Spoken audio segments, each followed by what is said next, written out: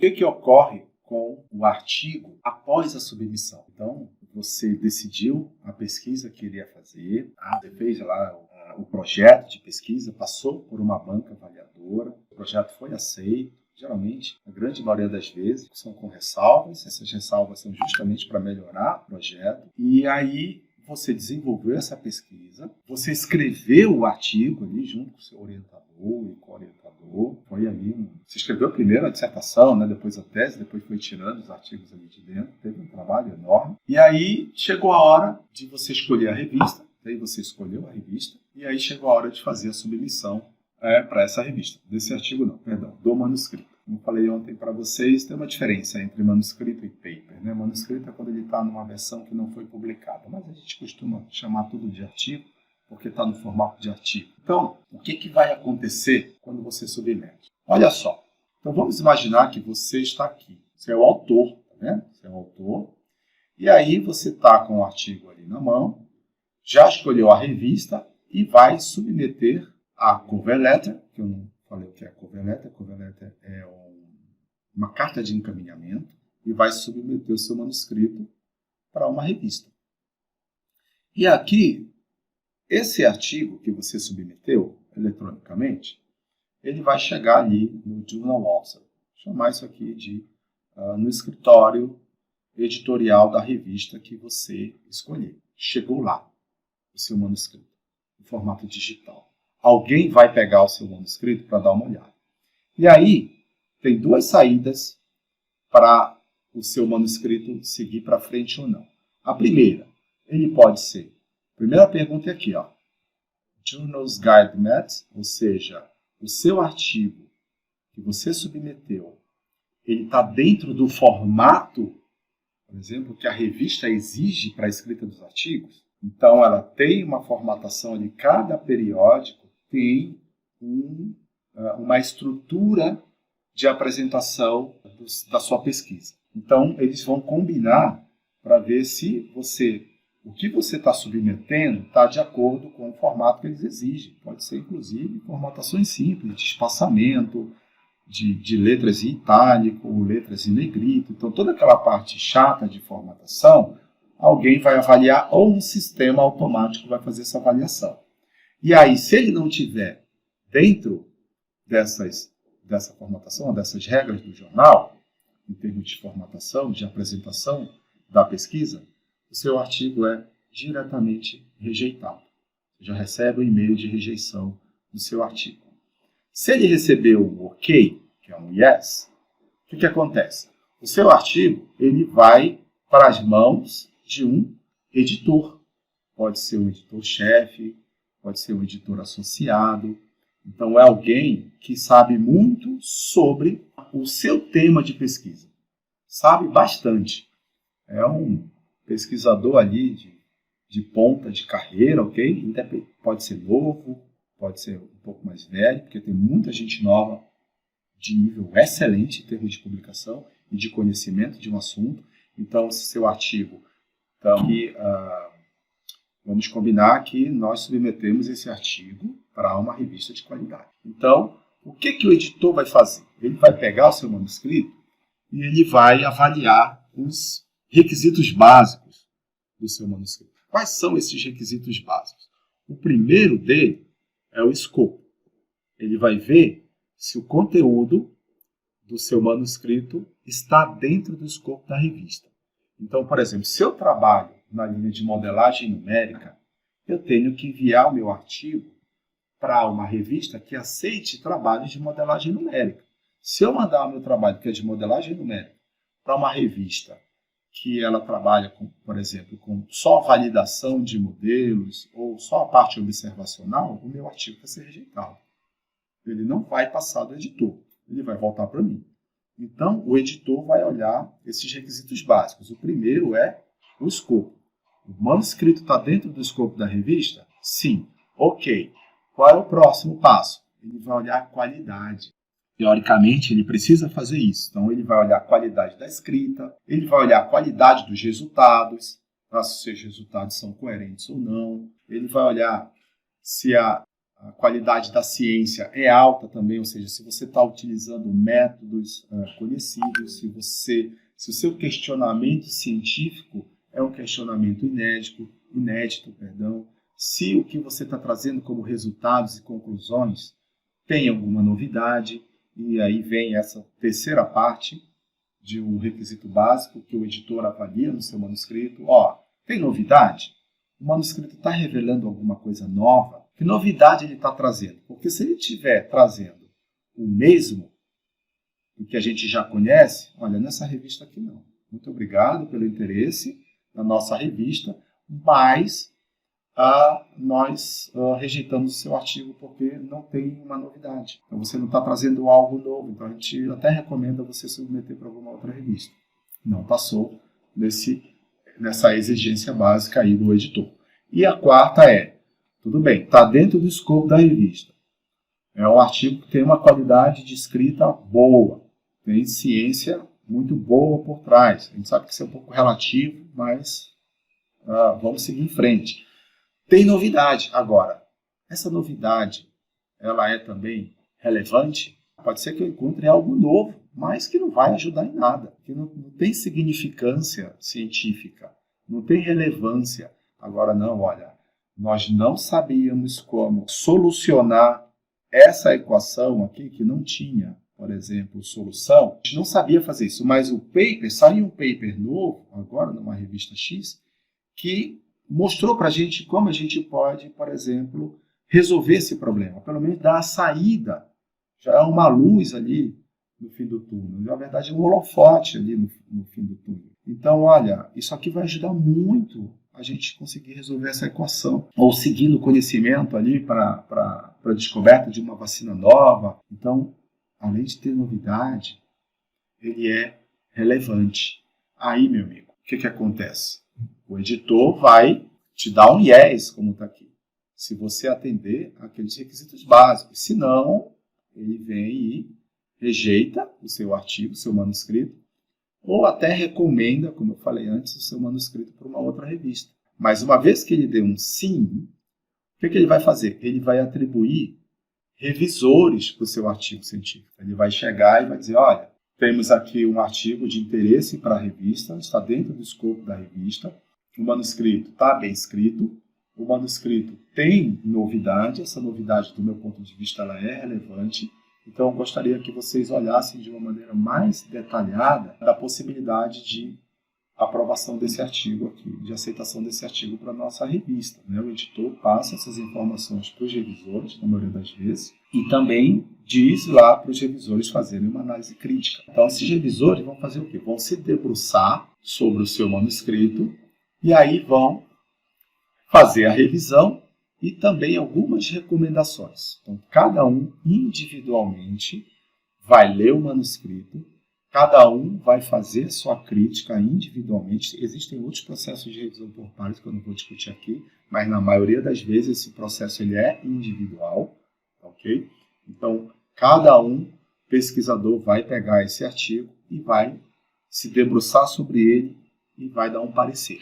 Esse parecer, no final, ele pode ter 3 informações. Pode ter uma informação em relação a essas 3 aqui. Ele pode ter, um revisor pode chegar e falar assim, olha, eu aceito do jeito que está. É quase impossível você receber um manuscrito, você receber uma notificação do editor, dizendo que o seu artigo foi aceito do jeito que ele está. Olha, você não precisa mexer em nada, o seu artigo está ótimo, ele vai ser publicado. Eu conheço uma pessoa só que recebeu uma carta assim, um e-mail assim de um revisor. Foi um ex-professor meu lá do Instituto Nacional de Pesquisas Espaciais. E era no mestrado. Ele fez uma pesquisa de nível tão alto, escreveu um artigo no nível tão alto, que quando chegou nessa revista que também tinha um dos níveis mais altos dentro da área dele, o editor pegou e falou, não muda uma vírgula no seu paper. Ele vai ser publicado. Então, é quase impossível a gente receber esse tipo de coisa. Mas, enfim, existe o accepted as it is, aceita do jeito que está. Tem o outro também, que é o aceito under minor ou major revisions. Então, o minor e o major revision, deixa eu ver se eu coloquei aqui. E aí você pode também receber um rejected. Ninguém quer receber esse rejected, porque o rejected acabou, é final da linha. Eles vão fazer a revisão do seu artigo e falar, olha, rejeitado. Foi rejeitado, manda para o editor, o editor manda de volta para você, olha, rejeitado, e a gente nem recomenda, por mais que você modifique esse artigo, que você submeta para a nossa revista novamente. Eles desencorajam isso, muitas vezes. Então você pode receber um aceito do jeito que está, aceito sobre menores revisões, aceito com grandes revisões ou completamente rejeitado, que é o caso aqui que eu estou trazendo para vocês. Minor revisions também é difícil de receber, na grande maioria das vezes é o major revisions, mas o minor revisions, ele é mais ou menos do jeito que eu vou falar aqui para vocês, não é uma regra, porque isso vai depender da revista, vai depender de quem está avaliando, mas quando você recebe o minor revisions, é que você tem de forma geral, vale a pena publicar o artigo, veja quem está dizendo esse minor revision, é o revisor. Você pode receber minor revision de um, mas pode receber major revision de outro. E é o editor que vai tomar essa decisão no final. E aí, porém, alguns elementos no manuscrito devem ser esclarecidos, reestruturados e melhor descritos, por exemplo. Então, é um trabalho muito simples de se fazer quando você recebe o minor revisions. E aí, fazendo esse minor revision, você submete de volta o seu artigo com essas mudanças. O major revisions é um pouquinho mais complicado. O manuscrito até pode ser publicado, mas correções significativas devem ser realizadas tanto na narrativa, por exemplo, quanto na apresentação ou explicação dos resultados e da metodologia. Então, muitas vezes, o seu trabalho ele tem um questionamento científico importante, ele tem um problema importante. Né? Você tem um problema para solucionar ali que é de interesse da comunidade científica. E a solução daquele problema é importante, é relevante.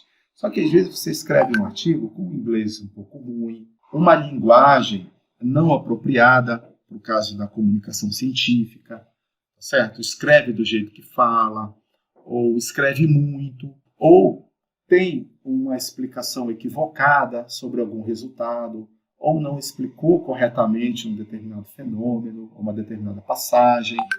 E aí o revisor, ele vai lá te cobrar isso daí, por exemplo, os revisores, né?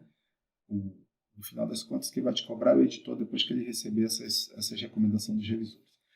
Então, já é um pouquinho mais complicado, mas você pode reverter isso aí para um futuro minor revisions ou um futuro accepted. E aí tem um rejected.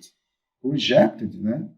Quando você recebe uma não recomendação, né? Uma rejeição do seu manuscrito, então, muito provavelmente o manuscrito possui sérios problemas na metodologia. Então, a metodologia, às vezes, não é uma metodologia muito aceita ainda, ou a metodologia que você propôs, ela não é a melhor para resolver aquele tipo de problema. Você pode ter também um problema na produção de seus resultados. Esses resultados não estão batendo com a literatura. O autor não disse os motivos da divergência. Então a gente acredita, inclusive, que esses resultados estejam errados. Discussões ruins ou falta de discussões e conclusões também que você não pode obter a partir do que você mostrou. Então, a falta de novidade também pode ser um motivo para rejeição. Então, receber um rejected tem algum problema aí. E assim, falando abertamente para vocês, é muito provável que você receba um rejected se você escolheu um problema ou superficial ou um problema não muito interessante para você desenvolver ao longo da sua pesquisa. Ou seja, o seu projeto, muito provavelmente, não tenha sido um bom projeto lá no início. Mas alguém pode tentar se defender. Não, olha, o projeto era bom, mas o estudante ou quem se comprometeu a fazer a pesquisa não conseguiu fazer e o artigo foi rejeitado. Sim, também pode. Isso pode acontecer também. Ok? Mas vamos em frente aqui. Ó. Então, cada um desses revisores vai fazer a sua revisão e suas recomendações de acordo com esses pontos de 1 a 3 e aí vai passar essas recomendações, né? Cada um vai submeter o seu parecer para o editor. O que o editor vai fazer? O editor é o chefão lá, certo? Ele vai pegar a decisão de cada um desses revisores e vai, junto com o que ele sabe sobre o assunto, vai tomar uma decisão. Se ele vai rejeitar, se ele vai aceitar sobre menores ou maiores revisões, ou se ele vai aceitar direto. Então, ele pode rejeitar ou pode aceitar, basicamente. Então, no final das contas, se ele aceitar, ótimo, estoura champanhe aí, e aí comemore, porque o seu artigo foi aceito. Ele pode rejeitar, e aí isso é muito triste, ou ele pode aceitar com essas recomendações de revisão. E é o que acontece. Quando ele aceita com alguns requisitos, ele vai mandar esse artigo de volta para o revisor, para você, né, para o autor, para você fazer uma revisão desse manuscrito. Então, esse caminho é o caminho básico que vai seguir o seu manuscrito quando você manda para uma revista séria.